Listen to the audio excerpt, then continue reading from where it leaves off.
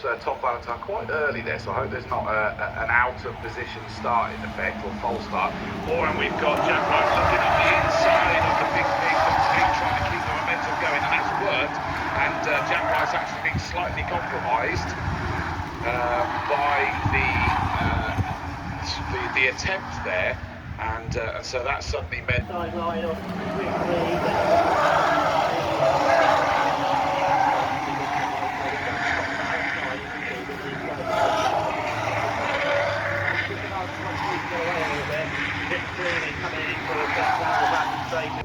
Links, more than Ford links, I mean it is Ford, isn't it, in reality, but Power, and they are the sponsors. Then that's now going to hope that move away from that back and get onto this quartet. I say quartet, it looks to me at the moment that the number 5, that's Silk, and Chris Reed has lost contact with the front three at the moment. And we're going to go side by side up towards paddock again as Jack Wright comes up the outside line of Luke Reed. But Luke Reed has that line with the gravelly moment somewhat, but into the pits has come the 180 to serve that penalty, by the way.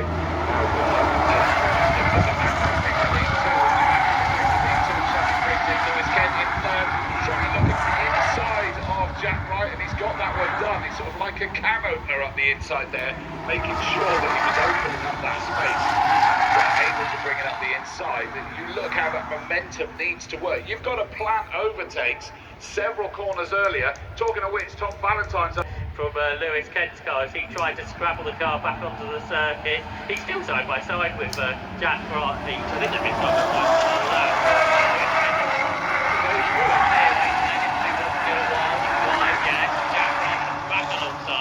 so they've spent a mile of driving side by side around the Brands Hatch Indy circuit. It's not over yet, I don't think, Chris. It really isn't over yet. We've still got 6.5 minutes to go, so I think there's a lot more of this to be happening. Jack Wright's going to have the inside line. Is that going to enable the number 5 car of Chris Reed to get involved? Not this time, but he's ready to pounce, and it is a late. Down the Cooper Straight, then left through 30s. No braking needed in these Ford cars.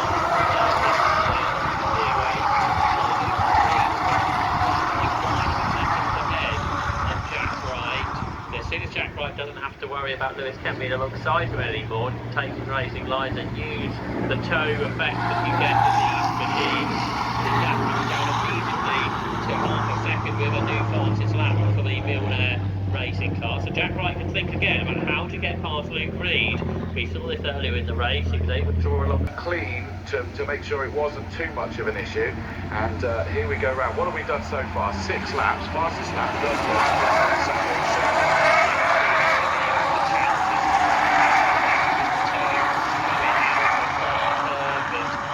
To the Brabham Straight, so it's 4 and 46. Wolf Motorsports Luke Reed, Milner Racing's Jack Wright on the back side of the circuit. They are now wheel to wheel, sort of front wheels of the Milner car alongside the rear wheels of the Wolf Motorsport car, but no position over the course of Ford Power Live at Brands Hatch on the Indy circuit. In towards Clearways Corner they go, a wider approach used by Jack Wright, and then the inside of Luke Reed, and they're side by side now, and this is going to bring Lewis Kent into it. We could have 3 EnduroKa Ford cars side by side at the end of 8 laps of racing. Lewis Kent doesn't know which side to go. He does go up on the high line, so it's 3 abreast up across the circuit.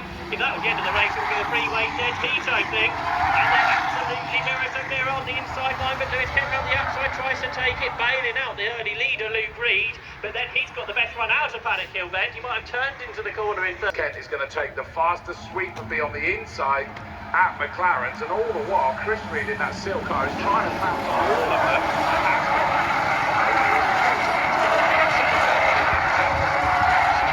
Trying to keep Lewis Kent behind him. Incredible stuff. Yeah, so what we've got probably 3 laps to go with 2.5 minutes on the clock, so 3 laps of racing to go. Luke Reed in front, he's still sat by side for 2nd place. This is level a lap ago, but they had another car alongside them. Lewis Kent on the inside line this time of Jack Wright to claim 2nd place at Paddock Hill Bend. So they now head up Hailwood Hill towards Drury's. Tom Valentine in the number 1 Burton racing car, he suddenly takes advantage of that failed challenge, jumps up into 4th, and he's now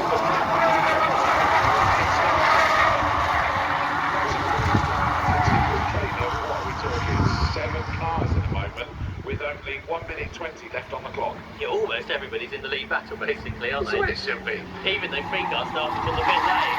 So across the line they go. Luke Reed leads Lewis Kent by half a second. Lewis Kent is getting closer and closer to the race leader. In third position, Jack Wright. Fourth is Tom Valentine. Chris Reed dropped to fifth as Chris described. Then Yusuf Bin Sahol in sixth. And his teammate Joey DePrato, who's been the quickest driver during the course.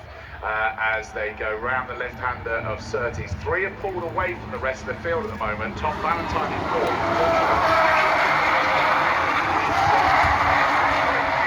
Chris Reed, who had been up their championship beforehand, and is now forced down, not just in fifth, but not be part of this three-way fight at the front. But somehow, Luke Reed started second on the original grid, got himself into the lead, started the restart in the lead, and is just holding on to it. I think he's got a bit of a rattling tailpipe there as well, somewhat.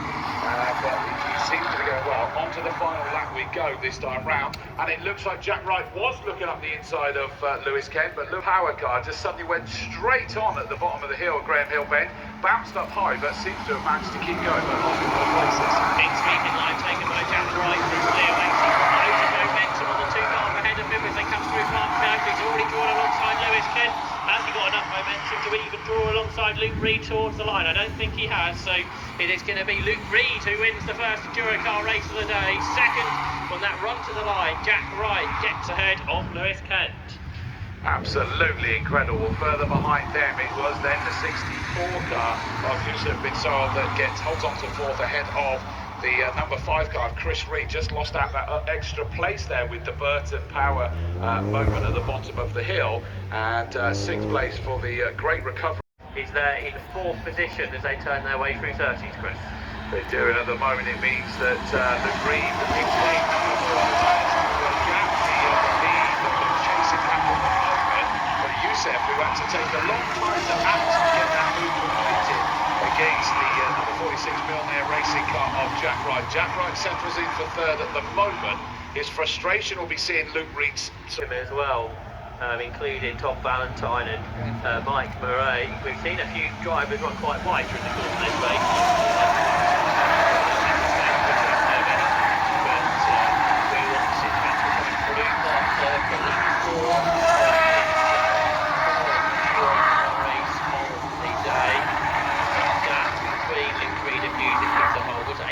Of a second, and particularly in the slipstream down the Bram Straight, it comes down. It's now 6 tenths. Got to know that they can do it, but Yusuf Bin Sahol is coming back at him again. He's going to have the inside line for the right-handers, then switch from the left side. He was really good. I don't think he says it in the interview I had with him on the podium. He said, this is good. And he said this is his second ever meeting. He'd only raced once before. He's done quite a lot of karting, I think. But second ever circuit. But second place, Jack Wright, still under that huge pressure by Yusuf. But and I thought he was going to switch back to the team. Into the circle race to see if we can get a momentum. The guy was saying to me earlier how competitive it is. We've got 2 people with the fastest lap of the race now. It is so competitive. 2 cars with a 1 minute 3.392. It's super tight, the lap times, so everyone getting the most out of. Coming down an awful lot. Is that gap up to the leader? If anything, he's slightly stretching his legs, and that's because they're fighting so hard.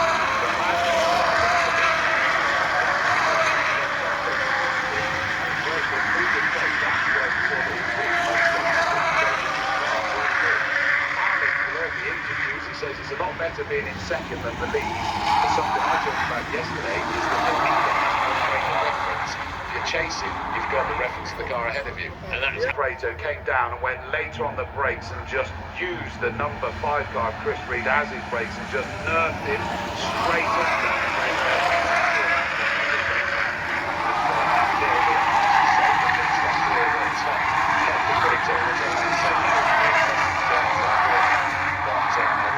Frustrated if I was in that number 5 car there. Thankfully, it is so hard, and they need to be looking at all the different angles. And a lot of the championships and series these days, they insist on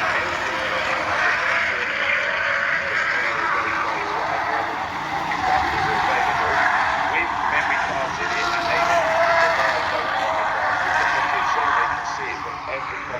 bit and work out what went on. Yeah, that's right, mate. At least there's more evidence to be able to use. So they've got the fastest. He gets it past in half a second after another fastest lap from Jack Wright. So